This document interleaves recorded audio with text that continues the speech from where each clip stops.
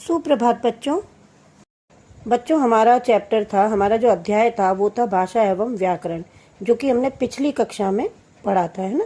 और मैंने आपको उसमें भाषा के प्रकार बताए थे, भाषा की परिभाषा बताई थी कि भाषा क्या होती है। भाषा वह साधन है जिसके द्वारा हम बोल कर या लिख कर अपने भावों का आदान प्रदान करते हैं, या सीधी सादी लैंग्वेज में अपने विचारों को या अपने विचारों की अभिव्यक्ति हम किसके माध्यम से करते हैं? भाषा के माध्यम से। इसी प्रकार से फिर मैंने आपको उसके आगे ये बताया था कि भाषा के कितने प्रकार होते हैं। भाषा के 2 प्रकार होते हैं, लिखित भाषा, मौखिक भाषा। मौखिक क्या होती है? मौखिक भाषा मैंने ये भी बताई थी कि जो हम मुंह से बोलते हैं और जो दूसरा उसे सुनता है ना, वो होती है मौखिक भाषा। हम तो बोल रहे हैं, दूसरा उसे सुनकर समझ रहा है, वो मौखिक भाषा है। लिखित भाषा क्या होती है? मैंने लिख कर आपको समझाया, आपने उसे क्या किया? पढ़कर समझा, तो ये लिखित भाषा होती है, लिख कर और पढ़कर समझने वाली भाषा। तो यहाँ तक आपको समझ में आ गया था। फिर आगे था हमारा कि उपयोग के आधार पर भाषा के अलग अलग नाम थे, जिसमें मातृभाषा, प्रादेशिक भाषा, राष्ट्रभाषा, अंतर्राष्ट्रीय भाषा, ये सब मैंने आपको पहले ही समझा दी थी। भारत में प्रत्येक वर्ष 14 सितंबर को हिंदी दिवस मनाया जाता है। इस दिन अर्थात 14 सितंबर 1949 को भारतीय संविधान में से राष्ट्रभाषा घोषित किया था। ये भी मैंने आपको पहले बताई चुकी हूँ। फिर है बोली। यह आम बोलचाल की भाषा है जो किसी स्थान विशेष पर बोली जाती है। तो ये मैं आपको समझा चुकी हूँ, ठीक है। अब मैं आपको लिपि के बारे में बताने जा रही हूँ। लिपि का शाब्दिक अर्थ होता है लीपना। वैसे लिपि का इंग्लिश है स्क्रिप्ट और इसका शाब्दिक अर्थ है लीपना। भाषा के संबंध में इसका क्या अर्थ होता है कि विचारों को लीपना अर्थात लिखना। जो हमारे मुंह से निकलती है ना ध्वनियाँ, उनको लिखने के लिए जो ध्वनि चिन्ह निर्धारित होते हैं, हम उन्हें लिपि कहते हैं। अर्थात भाषा लिखने के ढंग को ही लिपि कहा जाता है। या सीधी सादी लैंग्वेज में मैं बोलूँ तो किसी भी भाषा को लिखने के लिए निर्धारित चिन्हों को लिपि कहते हैं, ठीक है।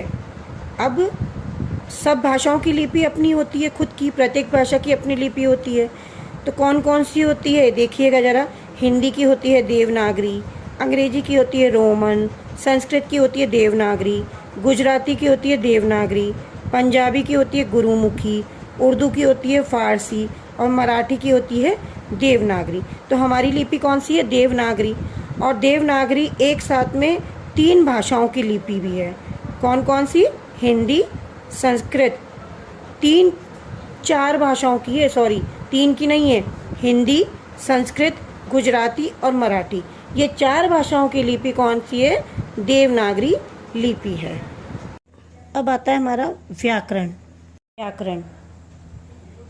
व्याकरण क्या होता है? चलो मैं आपको एक उदाहरण के तौर पे समझाती हूँ। एक उदाहरण लेती हूँ कि रजनी खेल रहा है। क्या ये सही है? हम क्या बोलेंगे? रजनी खेल रही है। दूसरा उदाहरण बताती हूँ कि लाल पतंग कट गए। तो आप लोग कहेंगे कि मैम ये सही नहीं है, हम कहेंगे लाल पतंग कट गई। या फिर मैं ये कहती हूँ कि गाय दूध देता है, तो आप लोग कहेंगे मैम आप गलत बोल रही हैं, गाय दूध देती है। तो यही होती है व्याकरण, जो हमें अशुद्ध और शुद्ध का ज्ञान कराती है। जब हम शब्दों का अशुद्ध प्रयोग करते हैं तो हमारी भाषा का अर्थ ही बदल जाता है। तो व्याकरण क्या होती है? जो हमें भाषा के शुद्ध और अशुद्ध प्रयोग का बोध करवाती है। भाषा के शुद्ध ज्ञान के लिए हमें व्याकरण जानना अति आवश्यक है। व्याकरण शब्द को अगर मैं संधि विच्छेद करती हूँ तो फिर होता है हमारा वी प्लस आ प्लस करण। इन शब्दों से मिलके बना है व्याकरण, जिसका क्या अर्थ होता है?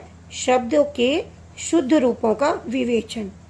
या हम यूँ कह सकते हैं कि व्याकरण ही एक ऐसा शास्त्र है जो कि हमें भाषा के शुद्ध बोलने, पढ़ने तथा लिखने संबंधी नियमों की जानकारी देता है। तो मैं आपको इसकी परिभाषा बताती हूँ कि व्याकरण वह शास्त्र है जिससे किसी भी भाषा के स्वरूप संबंधी नियमों का बोध होता है। या सीधी सादी लैंग्वेज में हम ये कह सकते हैं कि भाषा के शुद्ध रूप और सही प्रयोग का ज्ञान कराने वाले शास्त्र को क्या कहते हैं? व्याकरण कहते हैं। अब मैं आपको व्याकरण का प्रकार बताऊंगी।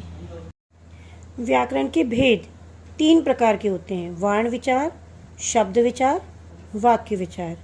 इसमें पहला है वर्ण विचार। इसमें वर्णों पर विचार किया जाता है, जैसे अ, आ, ई, बड़ी। शब्द विचार, इसमें शब्दों पर विचार किया जाता है, जैसे कमल, आम आदि। और वाक्य विचार, इसमें वाक्यों पर विचार किया जाता है, जैसे आदित्य स्कूल जाता है।